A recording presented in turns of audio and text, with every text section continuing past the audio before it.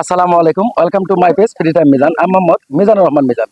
চলে আসলাম আমাদের জামালপুর জেলা দেওয়ানগঞ্জ উপজেলা মোল্লাচর সানন্দবাড়ি খেওয়াঘাট।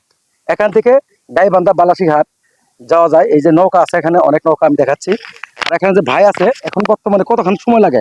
আপনার ভাই কাছে ভাই ভালো আছেন? ভালো লাগছে। কতক্ষণ সময় লাগে গাইবান্ধা বালাসীঘাট? গাইবান্ধা বালাসীঘাট যেতে লাগে 1.5 ঘন্টা সময় লাগে। এখন 1.5 ঘন্টা।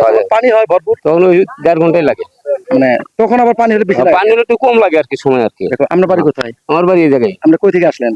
আমি যে কাজ করতেছি। ওখানে কি কাজ করেন? এই যে ভুট্টার বস্তা নামাইতেছি। মানে বস্তা নামান, মানে যেগুলো ওপার থেকে এপার আসে হ্যাঁ, ওপার থেকে এগুলো নামান না? হ্যাঁ, এগুলো নামাই। আচ্ছা আচ্ছা। এখানে যাওয়া আসার সুযোগ সুবিধা কেমন?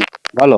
ভালো না? হ্যাঁ, মোটামুটি হয়তো অনেক লোক জানে না, তারা যাবো, যাওয়া আশা করবো, তাদের জন্য কিছু বলো। কাজের জন্য মনে করছে যদি তাড়াতাড়ি যাওয়ার জন্য চেষ্টা করি যে আমরা কিন্তু তাড়াতাড়ি যাবো।